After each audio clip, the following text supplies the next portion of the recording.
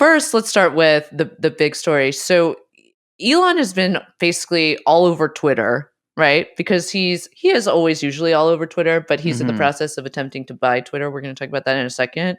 While we were gone away, Elon was on a little tweet rampage and basically was attempting to get ahead of what seemed to be a breaking news story that had yet to be broken.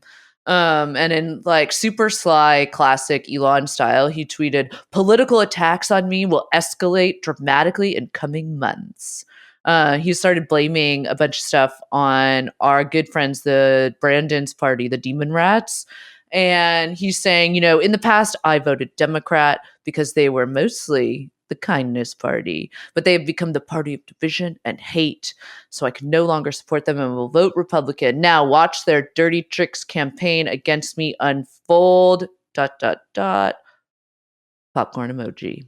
So this is another expert move by one of the grand strategist Sun Tzu's of our time. And I'm kind of joking here, but I think it actually was a pretty good move because it's very clear to anybody who knows how lying and trying to get out of things work that this is one of the perfect things that you could put out there. One of the greatest statements a human being could make. And wait, Bruce, you are a really good liar. Yes, and I switch political parties constantly in order to evade accusations against me. It's worked. I mean, I've granted I've had to cycle down.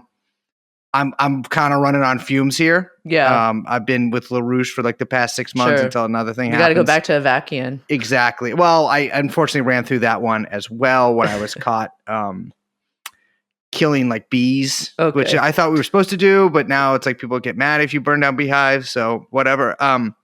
But Elon's thing here was like, you could tell that something bad was about to happen to him. And he starts, I think, I can't remember if it was like right before the article comes out or right after, but he starts commenting on this, like all this Russiagate stuff.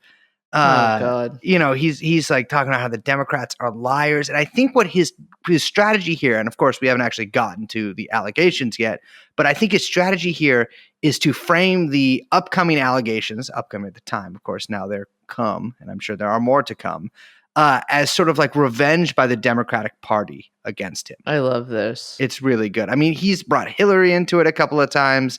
Sussman, he is. Yeah, he's gone full like post left. Yeah. It's pretty spectacular.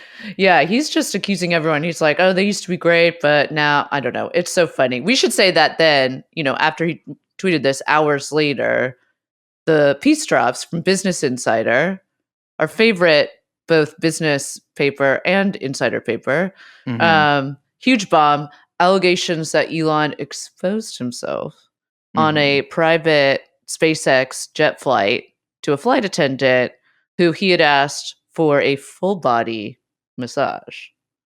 And full body, to be clear here, the implication is also the body and head of his penis.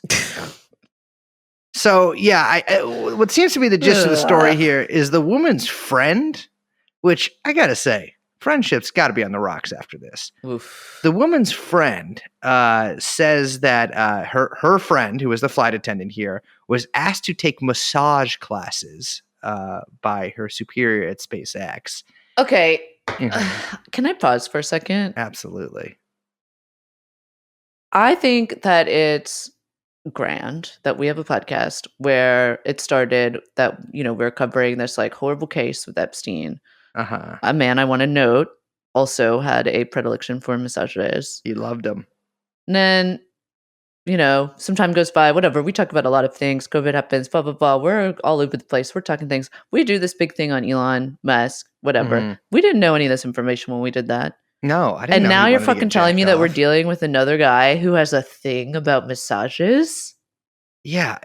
It's another guy who not only has these private jets, but is trying to get a jack off in the air on these private jets.